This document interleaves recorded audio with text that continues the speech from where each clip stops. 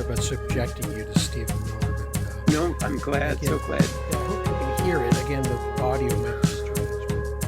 But Why don't you just do a voiceover? Yeah, exactly. Their own imaginations.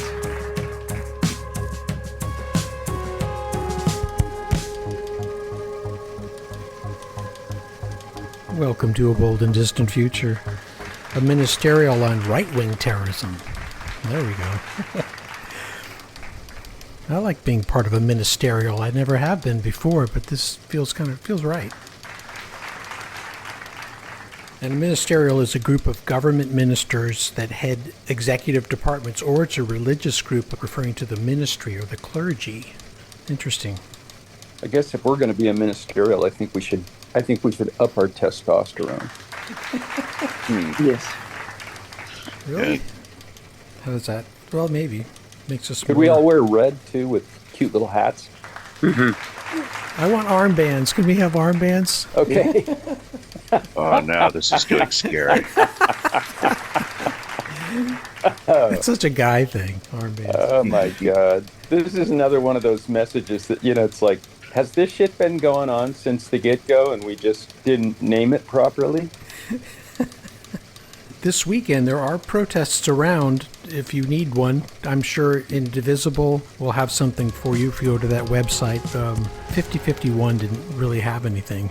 Hey, this is happening. I don't know if I recommend it because I haven't watched it all, but it's Timothy Snyder, who was the professor that wrote that book on tyranny. I think that was the title of his book. He left the United States. I think he taught at Yale, and now he's teaching in Canada, but he's making his whole course, Hitler and Stalin Today, available online for free. So check it out. It's quite long. It's like 10 parts. Each one's like an hour and a half. It's quite a commitment, but it makes you feel like you're in college again. It's just sort of like, hey, what's going on? Welcome to the class kind of a vibe. It's cool. Thank you for mentioning that. It's worth checking. Where is it available? I think YouTube. YouTube has it. Yeah. The third episode, he doesn't even show up. His TA shows up and does the lecture.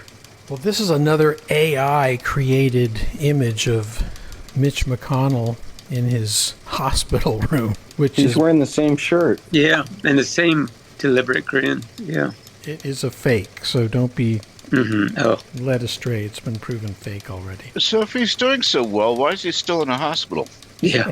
The bigger question is he still in the hospital? Or is he in the morgue? Schrodinger's They got to hang on to that boat, Schrodinger's senator. Yeah. Yeah. The morgue is technically a part of the hospital, so is he on life support? No one knows. What hospital is he in? Do we know? I don't know. I mean, he's from Kentucky, so it's somewhere in Kentucky. I thought this was funny. I don't know why it appealed to my... I'm a big Captain Beefheart fan, so I have most of his records. I assume that lady is his wife, right? Yeah, that's his wife. He's an immigrant. It doesn't even look like Mitch McConnell in that picture. The banners are getting more aggressive over the freeway these days. Yeah. This is the powerful one. Yeah. LGBTQ life flag in distress too. American flag. So cool. Where was this? In Los Angeles. I was going to guess L.A. Yeah, it because of was the LA. palm tree in the back. We had one in the Bay Area as well. I crossed under that. I don't remember where exactly. Is this the current list of people killed by ICE? Well, since 2025. And the last two on the list are Lorenzo and Johan, who Yeah. were killed, who many people are up protesting about this weekend. Was there a No King's March recently that I missed? No, No. I don't. No, So I heard a yes and I heard a no. there wasn't. No, there wasn't. Okay. We'll know. Yeah, we'll find out. So protests about this are happening across the country, is what I'm hearing. Yes, quite a few of course, in Maine and Of some course, yeah. in Texas. But Yeah. there's a few going on this weekend in my neighborhood. Indivisible Met type it. Yeah, check Indivisible for locations near you. They seem to be the one most dialed in right now. I will say that Reclaim Our Vote is fired back up again. We're getting postcards and getting ready for the October mailing. Oh, I want to jump into that this year. Okay, good. I will. Thank you. Reclaim Our Vote. Can you say something about that? Because I'm not aware of it. It's a far left terrorist organization, but Oh, okay. Yeah, like Ben and Jerry's. Yeah, there you go. It is. Do we get to wear armbands? Please. Yeah, and they encourage you to write in rainbow colors so it's eye catching. right. We're Stephen Miller, guys.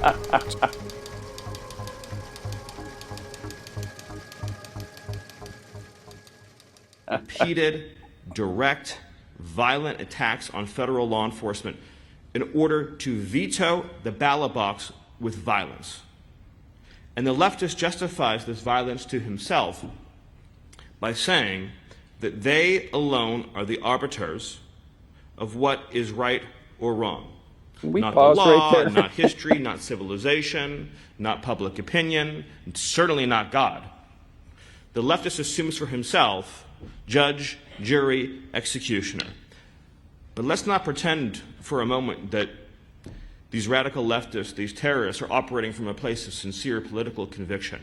Sure, there are plenty of useful idiots that they use who may believe these discredited ideologies. The leftist is fundamentally motivated by envy, by hatred, by jealousy. The leftist looks at what is beautiful and what is good and what is natural and is filled with envy and hatred. The leftist looks at a perfect family with the perfect life and a perfect job and perfect kids that goes to church every Sunday and is filled with a feeling of inadequacy and jealousy, and they covet, and they turn those emotions ultimately into a desire to subjugate, to oppress, and to inflict pain and suffering. It's not a coincidence that when you look at these violent Antifa demonstrations, you see any photograph of those who were assembled. To be blunt, not one of the people that is demonstrating looks like a normal person. Not one looks normal. They're all deformed in some way in their appearance, in their dress, in their mannerism. Why is that? Why? If you look at two photographs and you see a normal American street, you see an Antifa protest. Why do the people that are violently demonstrating, why is there not one normal-looking person among them? Every one of them, through the course of their life and their decisions, has scarred their body and their appearance in many different ways to the point in which their outer appearance becomes a manifestation of their inner hatred. Trust your instincts. To all people and across all civilizations, you know what normal is. You know what beautiful is. You know what good is. You know that families are right. You know that children are precious and beautiful and must be protected. You know that the criminal and the junkie and the predator is a threat to normal, healthy living. This is so much deeper than issues about taxation and regulation, although they're incredibly important. It's about normal, healthy, ordered living. And the violent leftists, for these deep-seated reasons, going back to the earliest wisdom taught to us in the Bible about coveting.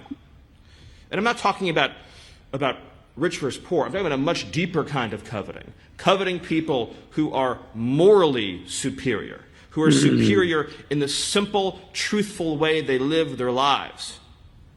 People that they look at who are happy and ordered and peaceful and contributing to their communities. That burns an ember in them, and that's how you end up with the horrors we've seen throughout history, where good families are dragged out into the street and executed. And you might say, again, you're describing a future that seems impossible to conceive of. Or maybe ice. When it comes to preventing these horrors, it is the burden and the duty of good people of And all the white man. walks of life to understand The white man burden. that you will always be accused of raising the alarm too loudly. If you wait until the point where the worst outcome is so obvious that no one can deny it, you've already lost the battle. That's the fundamental point. If you say, I will not raise this alarm until the threat is so present and so clear and so obvious and so imminent that none can deny it, well, it's already too late. It's already too late. I would rather prevent a threat from occurring and be accused for the rest of my life of having falsely raised the alarm, knowing in myself that I was right, than for fear of being judged, having waited too long until the point of no return has been crossed. The good news is that we are far away from the point of no return. So all of us should organize together and work together for the good and the benefit of all the people in our societies, of all walks of life, of all persuasions, to deliver for them what they are justly entitled to, which is to live with safety, with fundamental human dignity, and with the ability to live in peace and harmony with their families and neighbors. Thank you all, and God bless.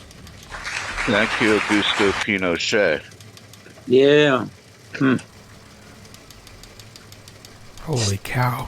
Staggering. Just, We spend the rest of the episode just dissecting and unpacking this. The problem with viewing that all in one go is that there was so many places where we should have interjected, yeah. What he's talking about in relationship to what's going on current administration, because all those points he made point right back to what's going on in our administration. Yeah. I think it's deeper. I think what he's basically doing is positing a substantive abyss between the rich and successful and the rest of us. So he's basically advocating class war. Yep. Good point. The whole thing about envy and covetousness and jealousy and all that, those are code words. And the fact that he focused on taxation and regulation, I mean, who's concerned with that? What segment of society truly sees that as the fundamental social issues of our time? Yeah, only those who have enough to be coveted. Yeah. So he's addressing a very specific, normal audience. And it ain't us. And I was going to say, in the meantime, they want us to believe that what he's talking about is normal. Yes. When what we see on the streets and in our every aspect of our current administration's tactics, they want us to believe that that is all normal. Right. And if you don't believe that it is normal, you are, by definition, deformed. Abnormal. Abby normal. that is getting really close to full-on Goebbels. Yeah, Joseph Goebbels was the one who had this technique called accusation in a mirror, where you accuse your opponent of exactly what you're doing in order to confuse the public. I mean, it's not only class war, it's also race war. Wow. Absolutely just wow.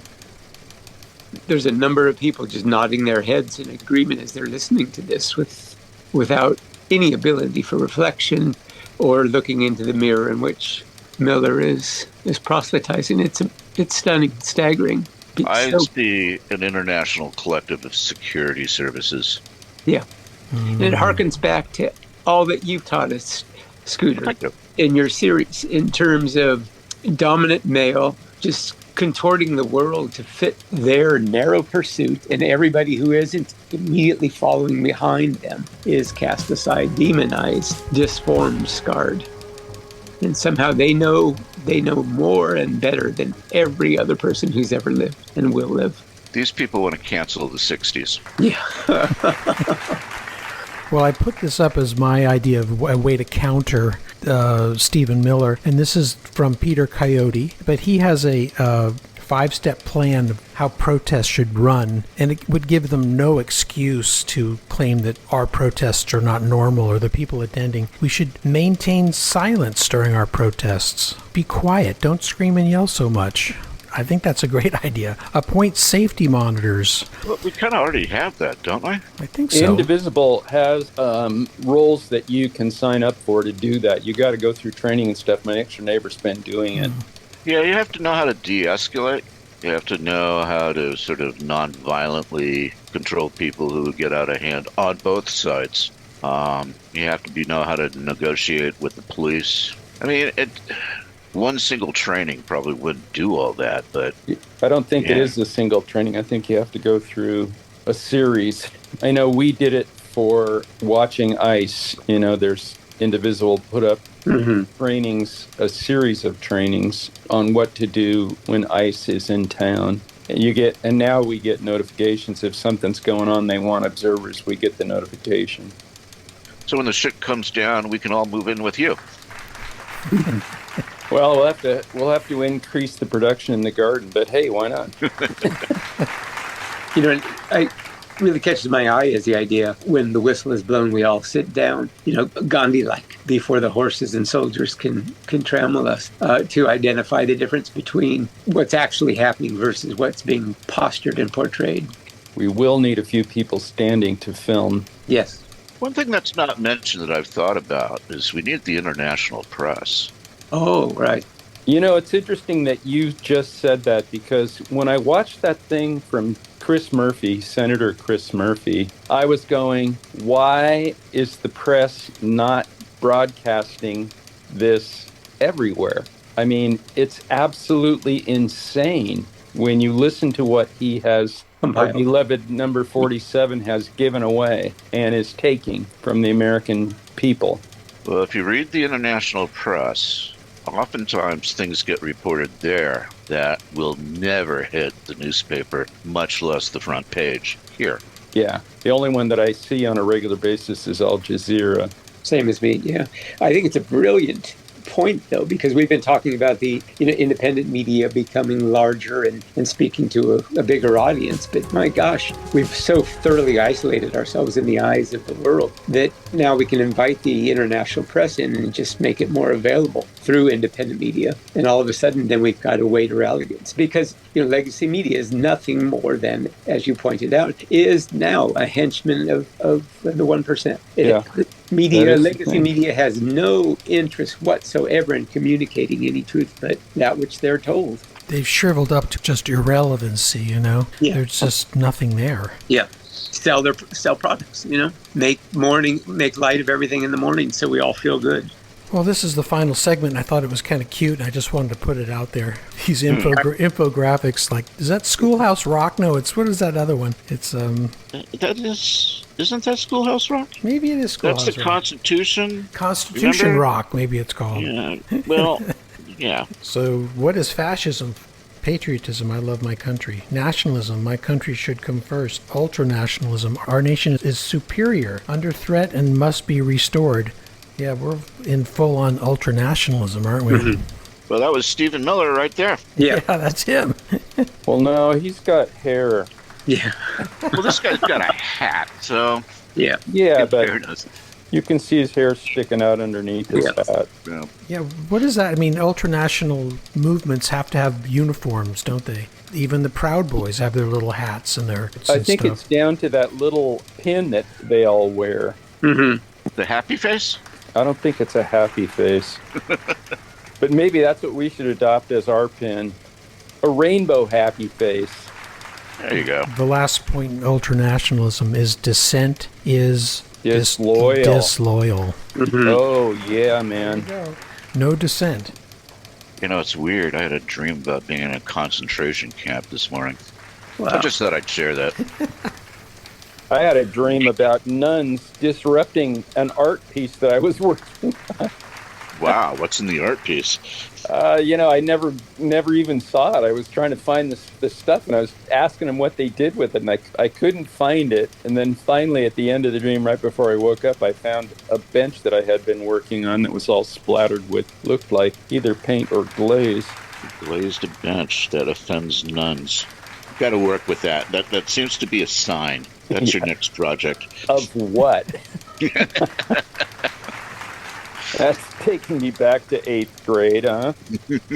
Well, the core of fascism is right there. Ultranationalism, cult of leadership, authoritarian rule, suppression of the opposition, propaganda and control of information, scapegoating, militarism, and collective above individual. I think we've got 7 out of 8. I don't know about collective above individual. I don't think we're quite there yet. True. Well, it certainly is being advocated. Yeah, that's what normal Miller was people. doing. Yeah, rallying the troops, yeah.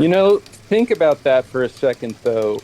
That only applies to those at the bottom, because the people at the top, it's definitely mine, me, mine. Mm-hmm. So we're in a race to have the most money of any of the guys at the top. I'm going to respectfully disagree for the following reasons. Number one, the top itself is not undivided. there are factions within the Todd, and they're all vying for the same level of power. Right. Secondly, I agree with that. there is this sense of noblesse oblige. You do get people like Gore Vidal, for example, is definitely part of that 1% who uses his art, his writing, and to expose the hypocrisy and the crimes of the class of which he's a part. And you get Noam Chomsky. You get other individuals who will align themselves with aspects of the left, if not the left entirely. And even in revolutionary situations, people like Che Guevara came from a bourgeois background. So did Fidel. So did Vladimir Ilyich Lenin. So did Trotsky. I mean, these people were educated in a situation where education was a sign of affluence, and yet they managed to make the trek over to the left. And a significant part of DSA and the Democratic Socialist left comes from the very background we're talking about. They're affluent, yet they have that sense of, again, noblesse oblige. So I don't absolutely agree with that. I think there's a level of factionalism and a level of self-education or whatever. I mean, you go to places like Stanford and Harvard, you'll find Maoists, right? So where am I going with this? I'm just going a long way around. Yeah. Yeah.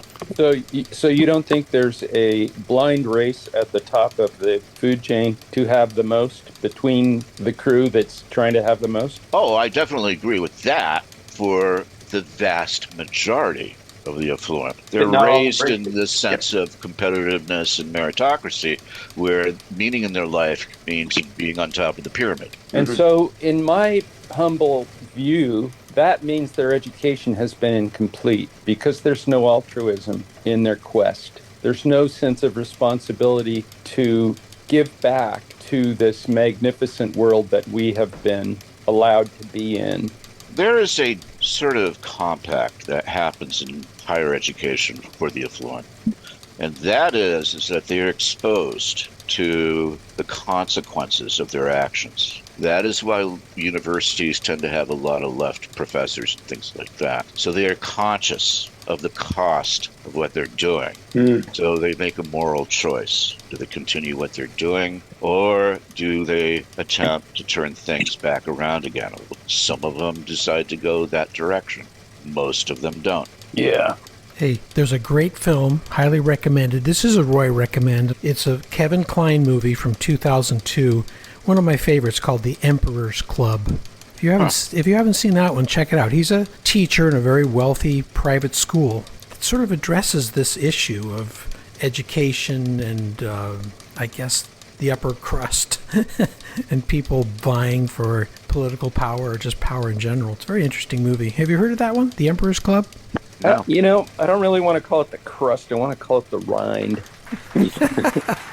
Like the back of a ham. Yeah. Unctuous and greasy and... Which, by the way, alludes to one of the scenes in the Odyssey. I want to see that. Get out there and do it in the movie, man. Don't wait for it to be on your TV. See it on the big screen. Agreed. Yeah. It is really, in some ways, life-changing. And it just helps you reflect upon all that we're learning and knowing and sensing. Have you seen it now? Yeah, I saw it just... So, don't you believe in your heart that Nolan is just going for a more intense statement and revelation as he did in Oppenheimer? Yeah, agreed. It's just like driving it home to the umpteenth, man. It's that I would see the whole movie for just that one scene where he's sitting on the steps talking to his wife through the screen. Mm-hmm. I mean, it's mind-blowing. Yeah.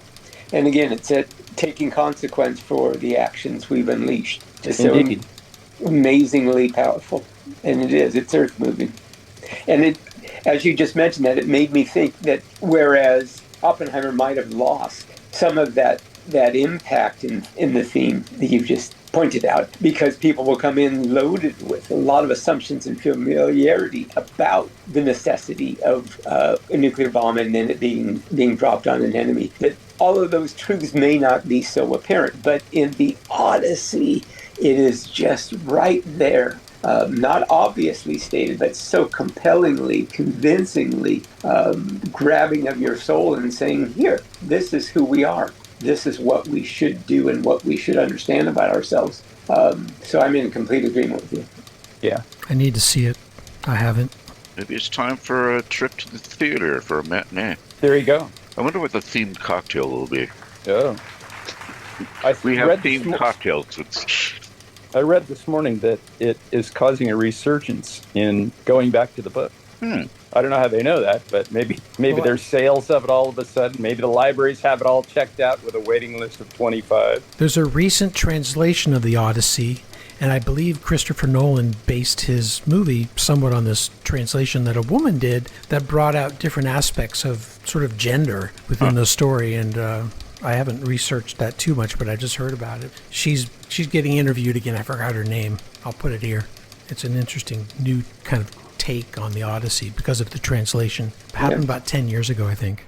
Yeah, another key theme is how the people in the Odyssey are believing as strongly in their gods as we in our times believe our God, our single God, is there for us. And so I mention that because so often mythology is portrayed as somehow this lesser belief system that's imaginary and unrealistic. And yet, so therefore, they were just believing in idol worship. And when you step back and you think about it, no, they were as impassioned about their structure, the belief system, the hierarchy that they had created to explain man's meaning in life, as we are today and as any religion has ever been. And so that it's really obvious, again, once you step back and you see it, oh, they believe just as strongly and as passionately and as forcefully as we did. So we can't go through life saying these works of imagination are all mythology, but now we're in the one true word. No, we've got to take a bigger picture of all that. That's the other key thing that I saw. That story is, again, being repeated again and again through religions. Yeah, I would agree with you. Strong point. Yeah. Wow. Hey, thank you guys Definitely. for being here, and go out and protest peacefully. As well. If Sit you down. can. Yes, sit down and protest peacefully. I think we should Are we all design protesting against peacefully? Is that what you're asking? No, protest in a peaceful manner. How's that? I think we should design some senior pranks Yeah, There you go. and maybe decide who we're going to prank with them once we design them. Is that the duality of human nature? It's either peaceful or pranking? Well, I that's, got an idea for a prank. Let's take the reflecting pool and paint it blue. There we go. Oh. I wonder how we could get in there and just paint it rainbow. Oh, gosh, yeah. Zero turned over just as I said that, so I think you won't have to erase that one. All right, guys. Take care. Have a great Okay. weekend. Have a great week. See you next week. Thank See you next week. All right, bye. Cheers. Cheers.